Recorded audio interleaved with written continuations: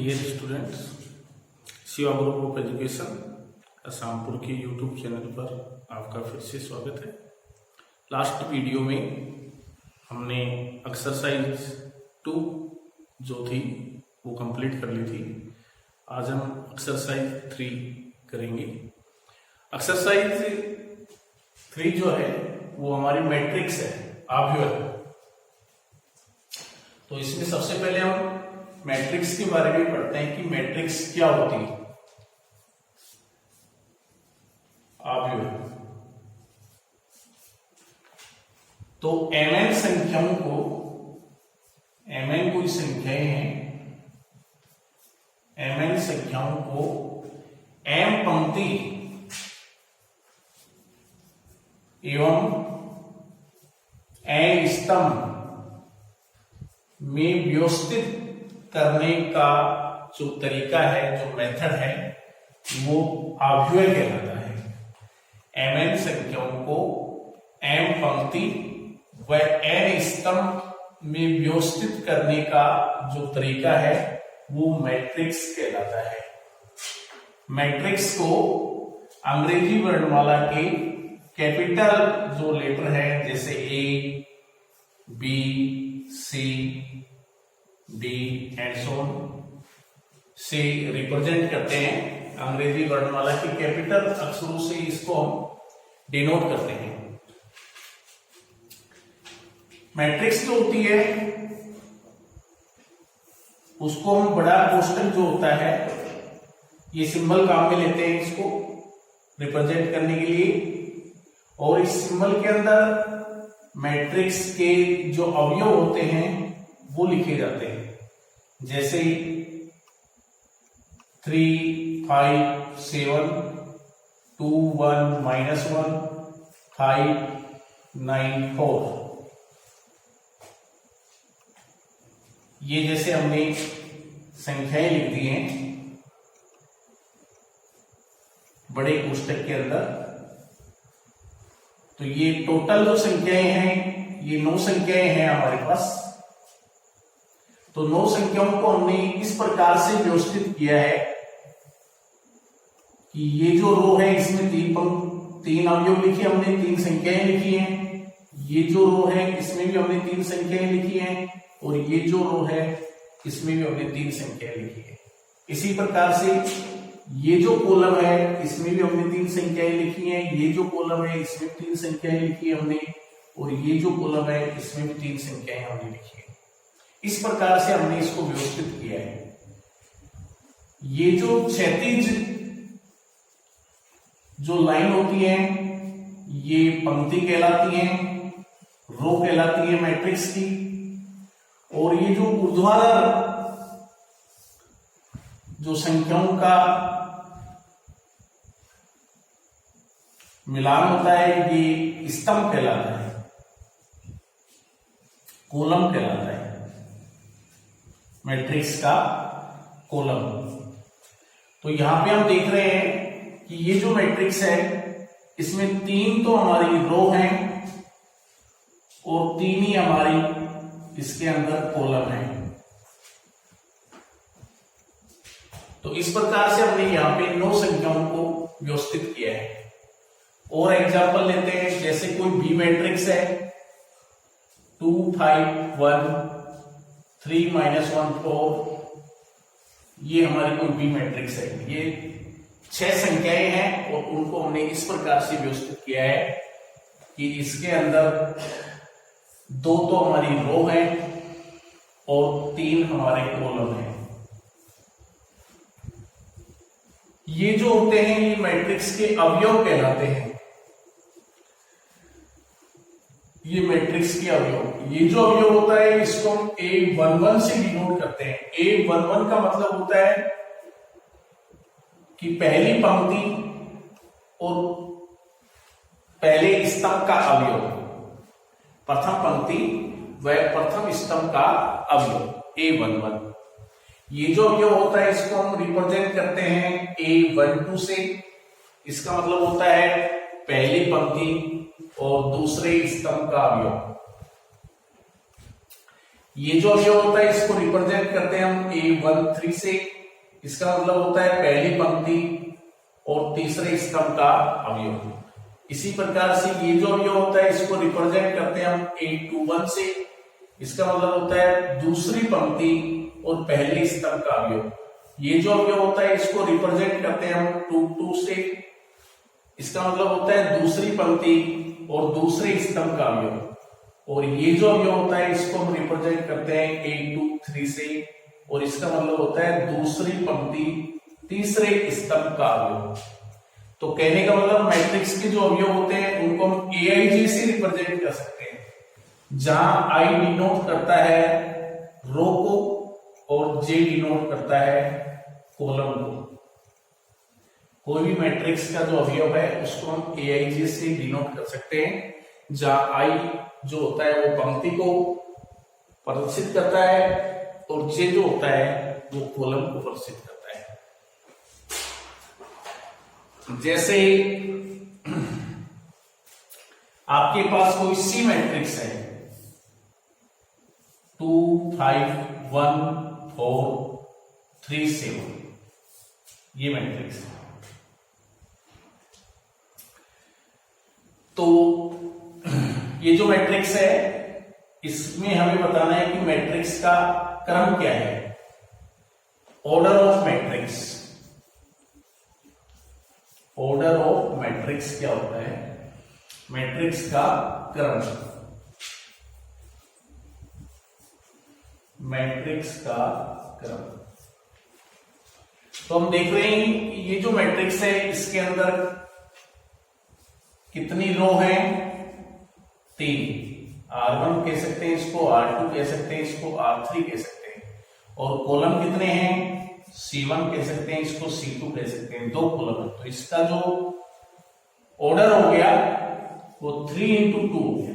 Matrix का जो order होता है उसको I into J, यानी उसमें कितनी पंक्ति है, पंक्ति गुणा स्तंभ लिखा जाता है। पंक्ति गुणा, मैट्रिक्स का जो क्रम होता है उसको हम पंक्ति गुणा स्तंभ से डिनोट करते हैं। तो किसी भी मैट्रिक्स का यदि हमें क्रम बताना है तो उसके लिए हमें देखना होगा कि उस मैट्रिक्स में कितनी तो पंक्ति है और कितने स्तंभ हैं, उसके आधार पर हम उसका क्रम बता सकते हैं। और वो जो क्रम होता है मैट्रिक्स का, जैसे यहाँ पे 3 into 2 है, इसको मल्टीप्लाई करने से 6 आएगा। ये मैट्रिक्स के टोटल अवयव हो गए, टोटल अवयवों की संख्या, मैट्रिक्स के टोटल अवयवों की संख्या होती है। अब जैसे यहां पे आपको पूछ लिया जाए कि ये जो मैट्रिक्स है इसका A12 अवयव क्या है, इस मैट्रिक्स का A12 अवयव क्या है। तो इस मैट्रिक्स का A12 अवयव का मतलब है पहली पंक्ति और दूसरे स्तंभ का अवयव। तो पहली पंक्ति तो ये है और दूसरा स्तंभ ये है, तो उसका अवयव कितना हो गया, ये I। इसी प्रकार से आपसे पूछ लिया जाए कि A23 अवयव क्या है, A22 अवयव क्या है।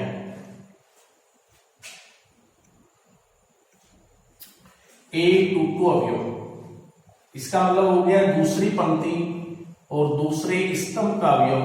तो दूसरी पंक्ति ये है, दूसरा स्तंभ ये है, तो इसका अवयव हो गया ये 4। इसी प्रकार से आपसे पूछा जाए कि A31 अवयव का मान बताइए। ये जो मैट्रिक्स है इसके अंदर A31 अवयव का मान बताइए। तो A31 का मतलब है तीसरी पंक्ति और पहले स्तंभ का अवयव। तो तीसरी पंक्ति ये है, पहला स्तंभ ये है, तो इसका अवयव कितना है, ये 3।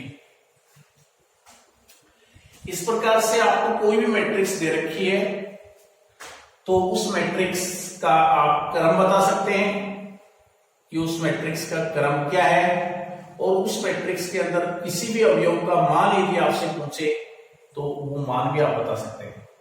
मैट्रिक्स की जो क्षैतिज रेखाएं होती हैं वो रो कहलाती हैं और ऊर्ध्वाधर जो रेखाएं होती है वो स्तंभ कहलाती है।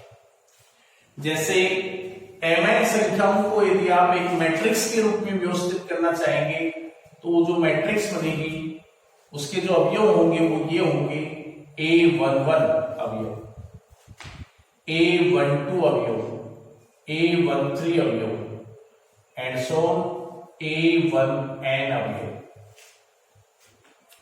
इसी प्रकार से A21 अवयव, A22 अवयव, A23 अवयव एंड सो A2n अवयव,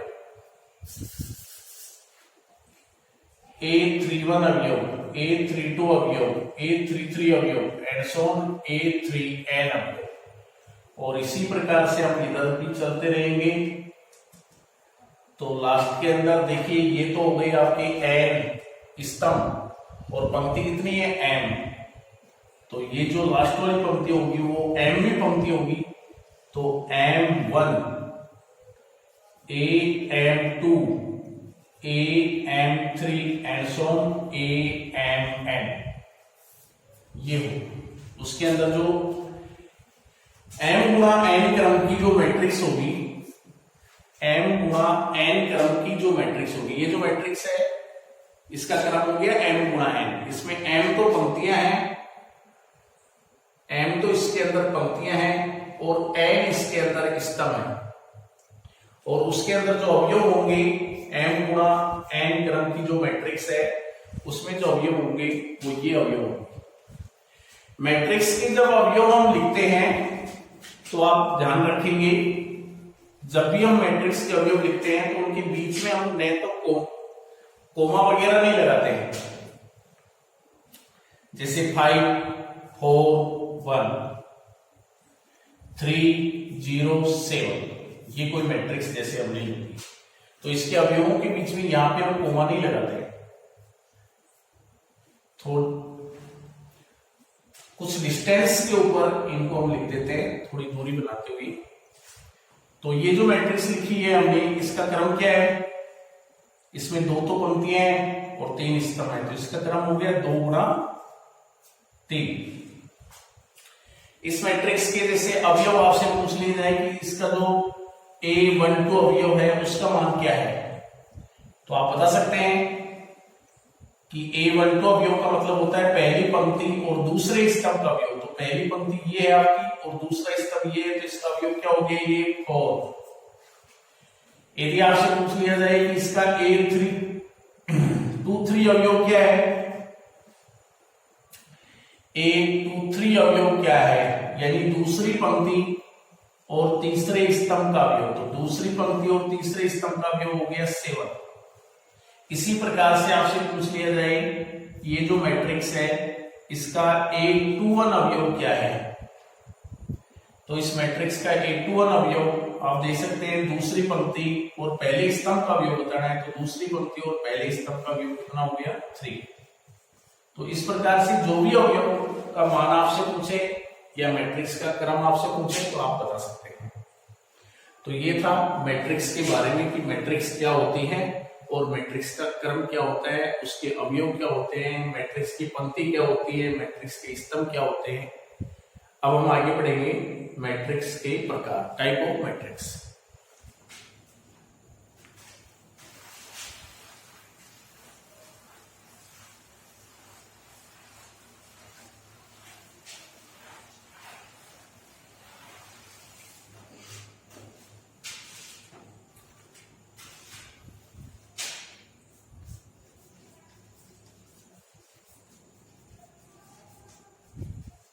टाइप ऑफ मैट्रिक्स, मैट्रिक्स के प्रकार।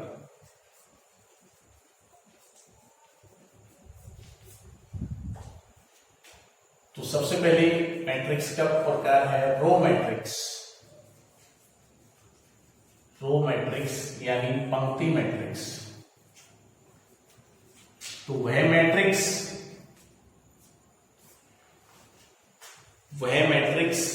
जिसमें एक ही पंक्ति उसे पंक्ति मैट्रिक्स कहते हैं, रो मैट्रिक्स कहते हैं। यानी स्तंभ चाहे कितने भी हो पंक्ति एक होनी चाहिए। जैसे फॉर एग्जाम्पल कोई ए मैट्रिक्स है 2 3 7, ये कोई ए मैट्रिक्स है तो ये एक पंक्ति मैट्रिक्स ही है क्योंकि इसकी पंक्ति एक है और स्तंभ कितने हो गए इसमें 3, 3 स्तंभ हो गए इसमें, तो इसका क्रम हो गया 1 इंटू 3।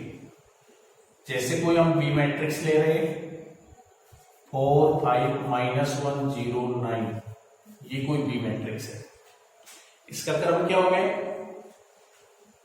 1 इंटू 5। पंक्ति तो एक ही है और स्तंभ कितने हो गए 5, तो 1 इंटू 5। तो वह मैट्रिक्स जिसमें एक ही पंक्ति हो उसे पंक्ति मैट्रिक्स कहते हैं। सेकंड मैट्रिक्स है कॉलम मैट्रिक्स। कॉलम मैट्रिक्स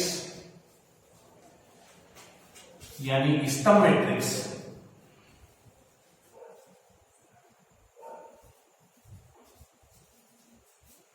तो वह मैट्रिक्स जिसमें एक ही स्तंभ हो, वह मैट्रिक्स जिसमें एक ही स्तंभ हो उसे स्तंभ मैट्रिक्स कहते हैं, जिसमें एक ही स्तंभ हो। जैसे फॉर एग्जाम्पल कोई ए मैट्रिक्स है 2 3 -1, ये कोई ए मैट्रिक्स है। तो ये जो मैट्रिक्स है इसमें स्तंभ एक ही है, पंक्ति इसके अंदर 3 होगी, तो इसका क्रम हो गया 3 इंटू 1। कोई बी मैट्रिक्स है -1 0 1 4, ये कोई बी मैट्रिक्स है। तो ये जो मैट्रिक्स है इसके अंदर एक ही कॉलम है, पंक्ति हो गई इसके अंदर 4, तो इसका क्रम हो गया 4 इंटू 1। तो इस प्रकार से वह मैट्रिक्स जिसमें एक ही कॉलम हो उसे कॉलम मैट्रिक्स या स्तंभ मैट्रिक्स कहते हैं। इसके बाद में देखिए आगे स्क्वायर मैट्रिक्स। स्क्वायर मैट्रिक्स, वर्ग मैट्रिक्स,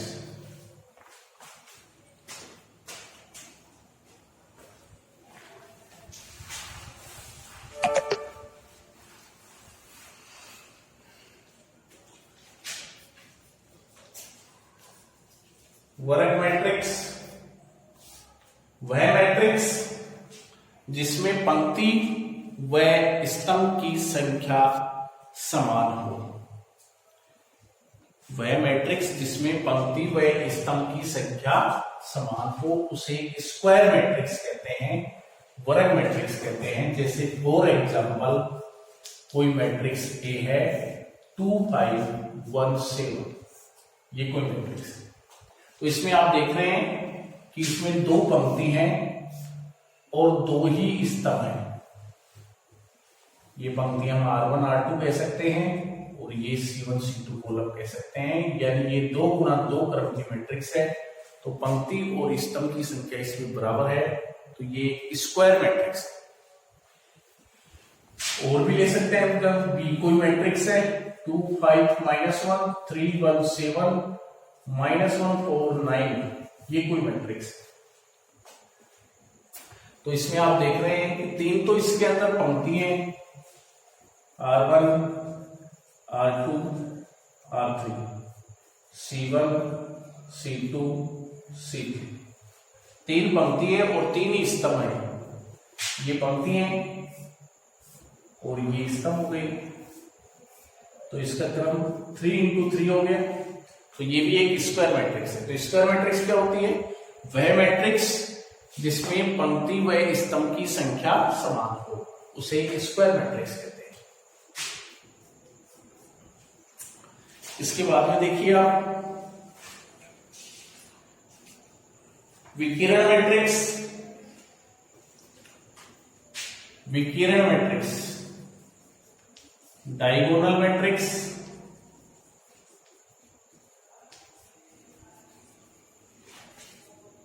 विकिरण मैट्रिक्स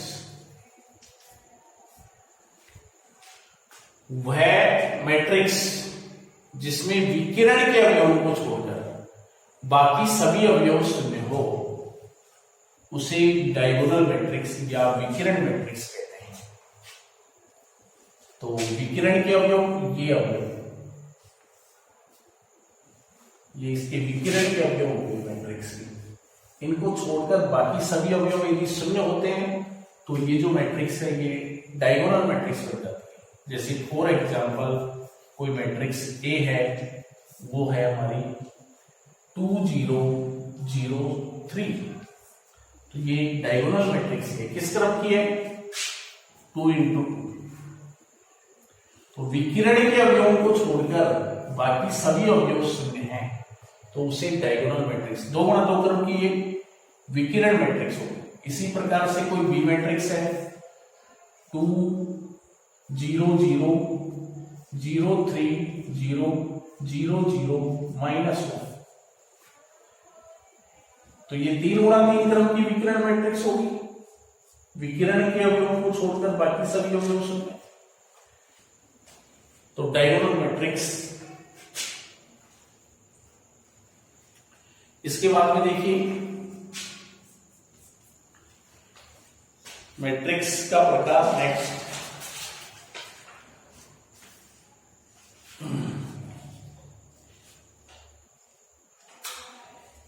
इकाई मैट्रिक्स, यूनिट मैट्रिक्स,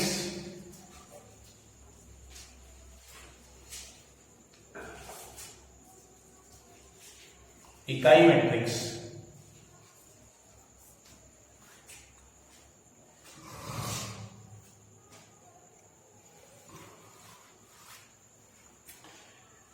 वह मैट्रिक्स, इसे हम ये भी कह सकते हैं कि वह वर्ग मैट्रिक्स जिसके विकिरण के अवयव इकाई हो, एक हो और बाकी सभी अवयव शून्य हो, तो उसे इकाई मैट्रिक्स या यूनिट मैट्रिक्स या मात्रक मैट्रिक्स भी कहते हैं। और इसे हम आई से रिप्रेजेंट करते हैं। यूनिट जो मैट्रिक्स होती है उसको आई से व्यक्त करते हैं।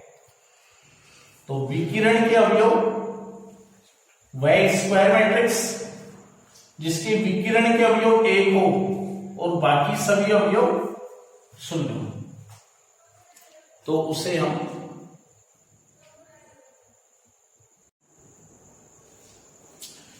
हम इकाई मैट्रिक्स कहते हैं।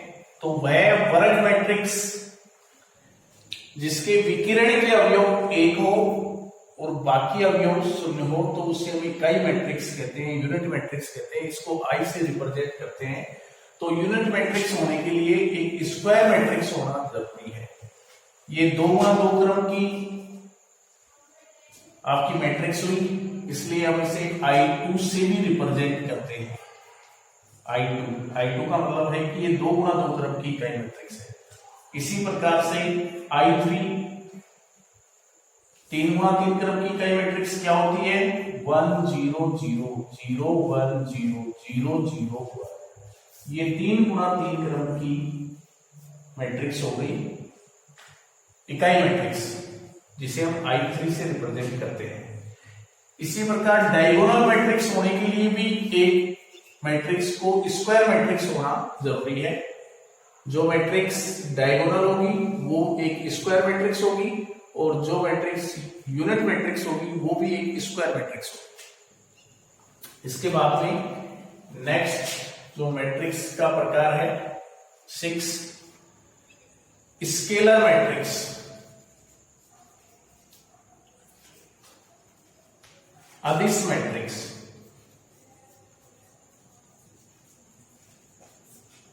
तो वह मैट्रिक्स जिसके विकिरण के अवयव समान हो और बाकी सभी अवयव शून्य हो, उसे अदिश मैट्रिक्स कहते हैं।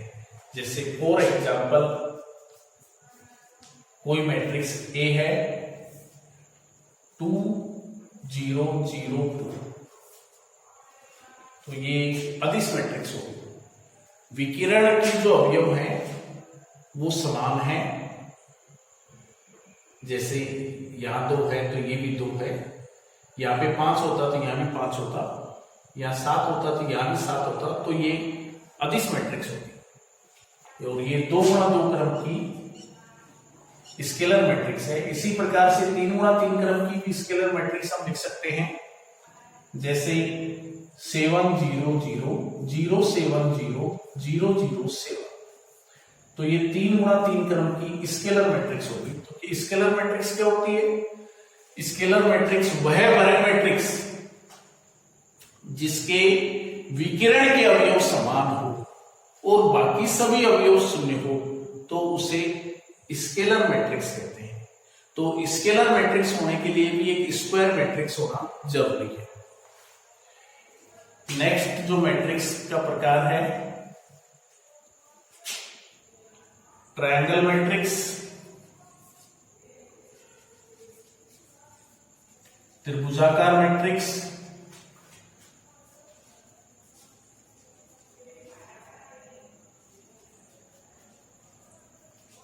त्रिभुजाकार मैट्रिक्स। तो त्रिभुजाकार मैट्रिक्स क्या होती है? वह मैट्रिक्स जिसके जो विकिरण के अवयव हैं उससे नीचे वाले जितने भी अवयव हैं, जैसे हम 2 गुणा 2 क्रम की कोई मैट्रिक्स लेते हैं, 2 5 4 7, ये 2 गुणा 2 क्रम की कोई मैट्रिक्स है और ये मैट्रिक्स एक त्रिभुजाकार मैट्रिक्स में कन्वर्ट हो जाएगी। तो इसके विकिरण के जो अवयव हैं उससे नीचे के जो अवयव हैं वो शून्य हो। विकिरण के अवयवों से नीचे के अवयव यदि किसी मैट्रिक्स के शून्य होते हैं तो वो त्रिभुजाकार मैट्रिक्स कहलाती है, जैसे 2 5 0 7। तो ये जो मैट्रिक्स है वो त्रिभुजाकार मैट्रिक्स होगी। इसी प्रकार से 3 गुणा 3 क्रम की कोई मैट्रिक्स त्रिभुजाकार मैट्रिक्स होगी, तो वो क्या होगी? उसके भी विकिरण के जो अवयव हैं, 3 गुणा 3 क्रम की कोई मैट्रिक्स जैसे हम लिखते हैं 2 1 7 3 9 1 4 1 8, ये 3 गुणा 3 क्रम की मैट्रिक्स है। तो इसके विकिरण जो है, इस मैट्रिक्स का विकिरण ये हो गया। तो विकिरण के अवयवों से नीचे के जो अवयव हैं यदि वो 0 हो तो ये मैट्रिक्स त्रिभुजाकार मैट्रिक्स हो जाएगी। तो ये मैट्रिक्स त्रिभुजाकार मैट्रिक्स होगी, तो क्या लिखेंगे हम इसको? 2 1 7 0 9 1 0 0 8। तो वह मैट्रिक्स जिसके विकिरण के जो अवयव हैं उससे नीचे के सभी अवयव यदि शून्य हो तो उसे त्रिभुजाकार मैट्रिक्स कहते हैं। तो ये हो गए मैट्रिक्स के प्रकार। इसके बाद में नेक्स्ट टॉपिक आता है ट्रांसपोज मैट्रिक्स। ट्रांसपोज मैट्रिक्स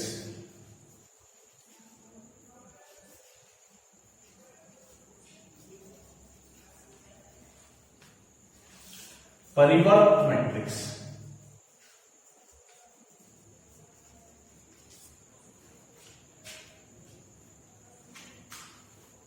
यदि कोई मैट्रिक्स हमें दी हुई है 2 1 3 5 1 6 या 5 4 6, किस क्रम की मैट्रिक्स है ये? 2 गुणा 3 क्रम की मैट्रिक्स। तो इसकी परिवर्त जो मैट्रिक्स होगी, किसी मैट्रिक्स की पंक्तियों को स्तंभ में या स्तंभ को पंक्तियों में बदलने से जो मैट्रिक्स हमें प्राप्त होती है वह परिवर्त मैट्रिक्स, ट्रांसपोज मैट्रिक्स कहलाती है। किसी मैट्रिक्स की पंक्तियों को स्तंभ में या स्तंभ को पंक्तियों में बदलने से जो मैट्रिक्स हमें प्राप्त होती है उसे ट्रांसपोज मैट्रिक्स कहते हैं।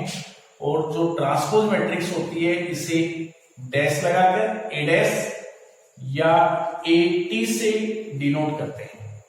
तो ये जो मैट्रिक्स है इसकी ट्रांसपोज मैट्रिक्स हो जाएगी हमारी 2 1 3 5 4 7। ये जो है वो मैट्रिक्स ए की क्या हो गई? ट्रांसपोज मैट्रिक्स हो गई। यानी ट्रांसपोज मैट्रिक्स के अंदर इसका क्रम क्या हो गया? 3 गुणा 2 क्रम हो गया। यानी वो जो मैट्रिक्स है उसका क्रम बदल जाता है। यदि वो वर्ग मैट्रिक्स नहीं है तो किसी भी मैट्रिक्स का हम ट्रांसपोज करते हैं तो उसका जो क्रम होता है वो चेंज हो जाता है। यदि 2 गुणा 3 क्रम की है तो 3 गुणा 2 क्रम की हो जाएगी, 2 गुणा 5 क्रम की है तो 5 गुणा 2 क्रम की हो जाएगी, 3 गुणा 4 क्रम की है तो 4 गुणा 3 क्रम की हो जाएगी। जैसे कोई हम बी मैट्रिक्स लेते हैं 1 4 7 3 9 1 8 1 3, ये कोई बी मैट्रिक्स है। इस मैट्रिक्स का क्रम क्या है? 3 गुणा 3।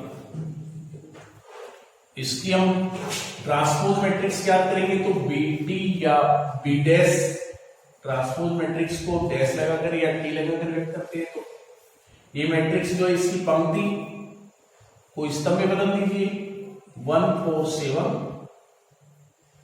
ये जो पंक्ति है इसको स्तंभ में 3 9 1, ये जो पंक्ति है इसको स्तंभ में बदल दीजिए 8 1 3।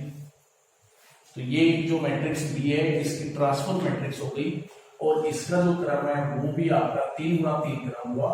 तो स्क्वायर मैट्रिक्स होती है तो क्रम के ऊपर कोई प्रभाव नहीं पड़ेगा, लेकिन यदि कोई स्क्वायर मैट्रिक्स नहीं होती है तो उसका क्रम बदल जाता है।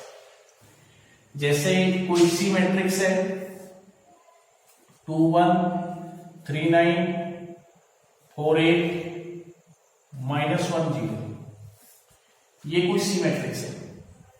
किस क्रम की मैट्रिक्स है ये? 4 into 2।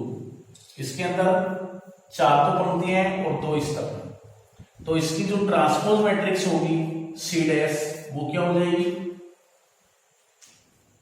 ये जो पंक्तियां इसको स्तंभ में बदल दो 2 1 3 9 4 8 -1 0, ये इसकी ट्रांसपोज मैट्रिक्स होगी। यानी अब ये जो ट्रांसपोज मैट्रिक्स आई इसका क्रम क्या है? 2 गुणा 4। तो इस प्रकार से कोई भी मैट्रिक्स हमें दी हुई है तो हम उसकी ट्रांसपोज मैट्रिक्स ज्ञात कर सकते हैं। नेक्स्ट टॉपिक है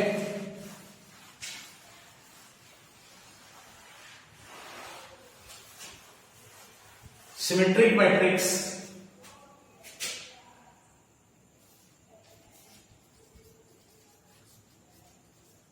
सिमेट्रिक मैट्रिक्स सममित आव्यूह, सममित आव्यूह। सिमेट्रिक मैट्रिक्स,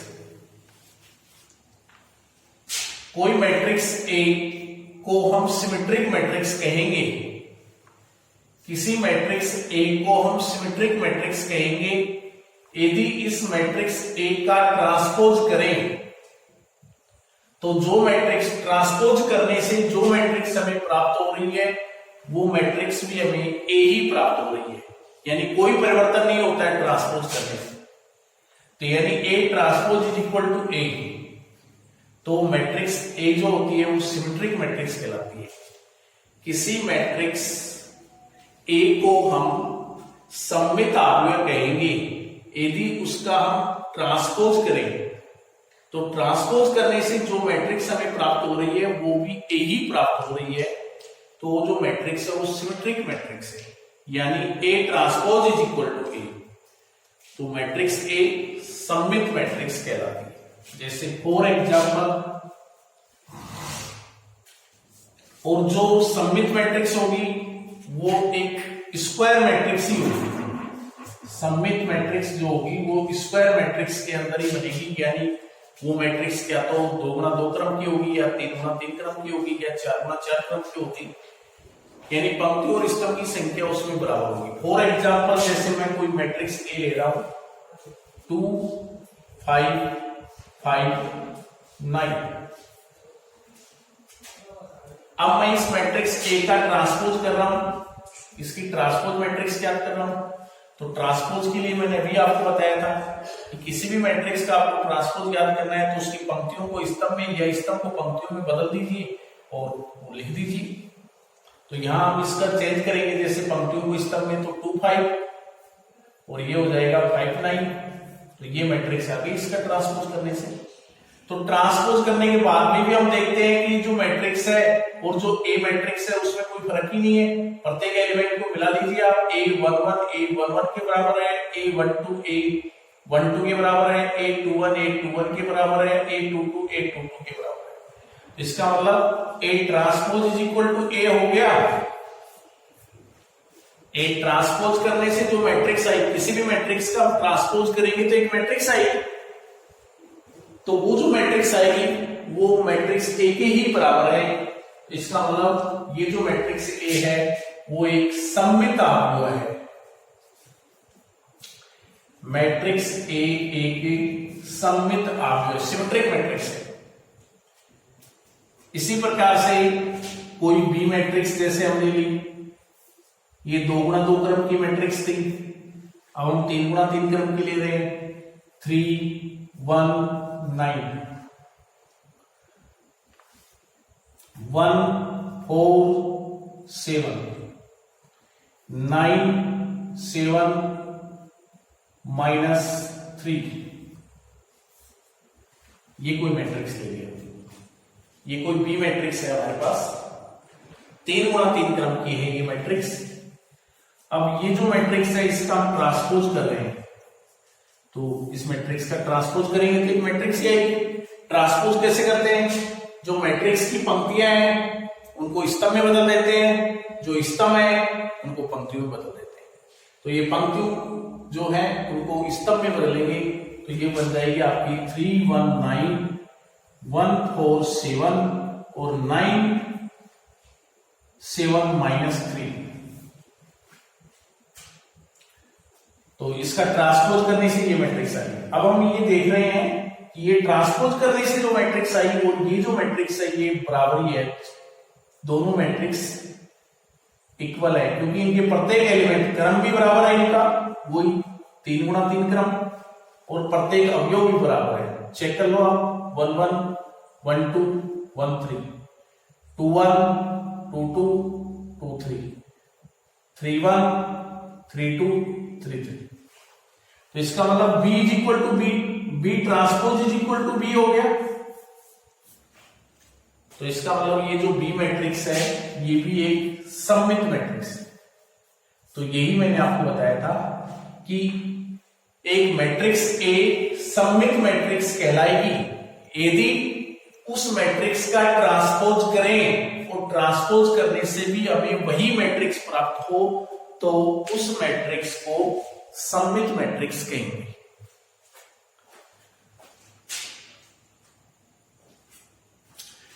इसके बाद में आता है स्क्यू सिमेट्रिक मैट्रिक्स।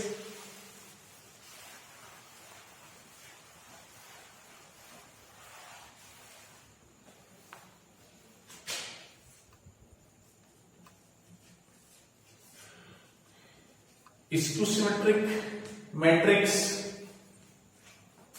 विषम सममित मैट्रिक्स, विषम सममित मैट्रिक्स।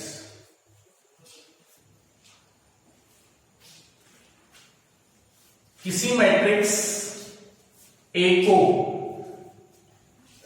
हम विषम सममित मैट्रिक्स कहेंगे, किसी मैट्रिक्स ए को हम विषम सममित मैट्रिक्स कहेंगे यदि उस मैट्रिक्स का ट्रांसपोज करें और ट्रांसपोज करने से जो मैट्रिक्स हमें प्राप्त हो रही है वो -1 के बराबर प्राप्त हो रही है, तो वो मैट्रिक्स ए विषम सममित मैट्रिक्स है। तो किसी मैट्रिक्स ए को हम विषम सममित मैट्रिक्स कहेंगे यदि हम उसका ट्रांसपोज करें, तो ट्रांसपोज करने से जो मैट्रिक्स हमें प्राप्त हो रही है वो -1 के बराबर प्राप्त हो रही है, तो उसे हम विषम सममित मैट्रिक्स कहेंगे। फॉर एग्जाम्पल, जैसे कोई मैट्रिक्स ए है 2 -4 4 3, ये कोई मैट्रिक्स है। अब इस मैट्रिक्स ए का ट्रांसपोज कीजिए, ट्रांसपोज करने से इसकी पंक्तियों को स्तंभ में बदल देते हैं, 2 -4 4 3।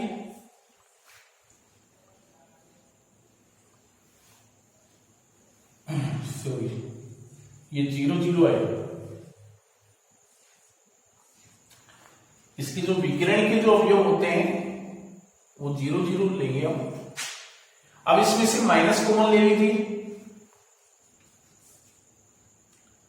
0 -4 4 0। माइनस कॉमन लेने से ये मैट्रिक्स ए के बराबर हो रहा है, माइनस कॉमन लेने से मैट्रिक्स ए के बराबर हो रहा है, तो इसका मतलब a transpose is equal to minus a हो गया। ये मैट्रिक्स ए, तो a transpose is equal to क्या हो गया, माइनस ए। तो ये जो मैट्रिक्स ए है ये स्क्यू सिमेट्रिक मैट्रिक्स है, विषम सममित मैट्रिक्स का ये एग्जाम्पल है। 2 गुणा 2 क्रम की मैट्रिक्स है ये, तो ये एक विषम सममित मैट्रिक्स है। इसी प्रकार कोई मैट्रिक्स बी है, 0 1 -3 -1 0 7 3 -7 0। ये कोई बी मैट्रिक्स है, 3 गुणा 3 क्रम।